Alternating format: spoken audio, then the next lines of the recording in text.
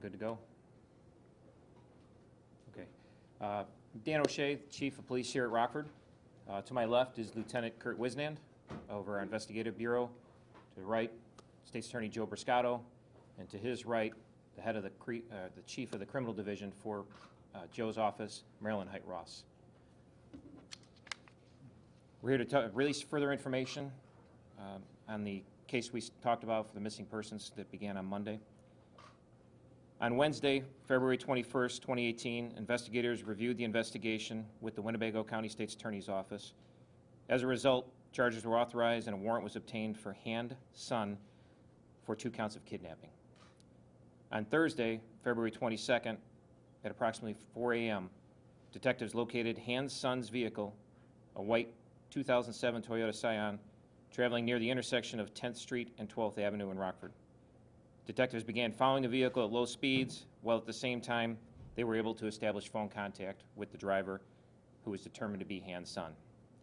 Detectives attempted to persuade Hand to surrender, but he refused. Officers and detectives continued to follow Hand's son's vehicle into the 2500 block of 11th Street, where they attempted to perform a traffic stop. Hand's son failed to stop, and his vehicle then struck an unmarked police vehicle. The suspect vehicle then drove onto the shoulder on the west side of the street over a mound of snow, and it overturned and landed on its roof. As detectives were approaching the suspect vehicle, they heard a single gunshot from inside. Once officers and detectives were able to safely approach the vehicle, they located Hand's son inside with what appeared to be a self-inflicted gunshot wound to his head. Hand's son was transported to a local hospital where he later died as a result of the injuries. Detectives recovered a handgun from inside the vehicle that was believed to be used by Hand's son in his self-inflicted gunshot wound. Shortly after the vehicle crashed, detectives acting on information received during the investigation responded to Black Hawk Park, 101 15th Avenue in Rockford. At that time, detectives located the remains of 2 individuals later determined to be Danielle's son and Sergio Curaz. The cause of deaths are pending on the outcome of the autopsy from the Winnebago County Coroner's Office.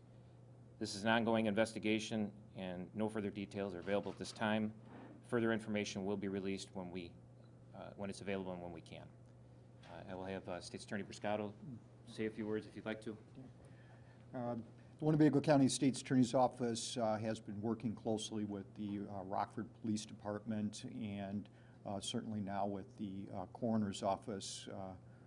Also let all of you know that the Winnebago County Coroner, Bill Hintz, is here today as well. During the course of this investigation, including and up to the charges that were issued, as well as the investigation that continued into today's early morning hours and into today. The Winnebago County State's Attorney's Office is continuing to work with the Rockford Police Department. As the Chief indicated, this is an ongoing investigation. We'll do our best to answer any questions with regards to this matter, but I do want to again stress that we are continuing to review this matter as we move forward. Chief?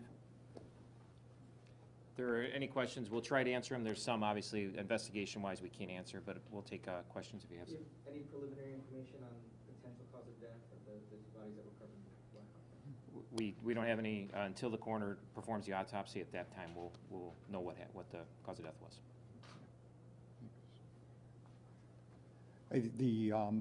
Just to kind of clarify on your question, I think certainly at this point in time there's some idea of what the cause of death is, but releasing that information hastily until the coroner's had an opportunity to do his work in his office is probably what we can't go to yet today. But to answer your question more specifically, certainly have some general idea, but we'll wait for the coroner's report.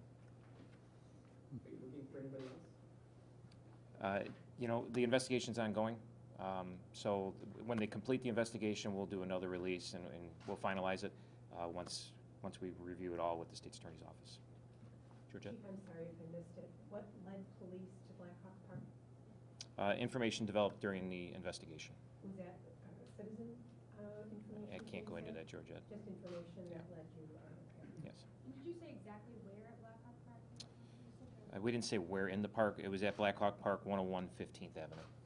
Confirming the area of the crash today, it's around Harrison and 11th Street? Is that would be the initial end of the pursuit for Hanson? 2500 block of 11th Street, yes. Can you provide any more details about the warrant and the charge with regard to the kidnapping? What led to that? That charge is still pending right now. Yeah.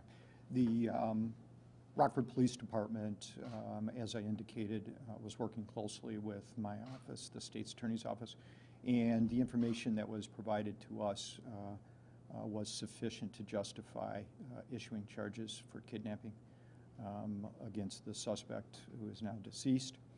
I don't want to go into too much more detail because, as we've indicated, it is an ongoing matter, and we can't foreclose whether or not others are involved or were involved. And we want to make sure that we thoroughly explore that, investigate it, and come to the right conclusion. We certainly don't want to impede those investigations or the potential of a future prosecution. Any other questions? Correct me if I'm wrong, you said that you were able to reach the suspect by phone during that pursuit? Correct. The investigators were speaking with him on the phone. What was his state? Did he say anything in that pursuit? Those are details we won't go into right now. When we spoke to neighbors a few days ago, they said that there had been calls to that house between the couple beforehand. Is there any idea of the motive? We couldn't go into motive right now. That'd be pending the investigation. Can you tell us the update on the children? I don't know the current status. I believe they're with the family, but they're safe with the family of Danielle, I believe. Did you find the other dog? Yes. Yes. Can you say where?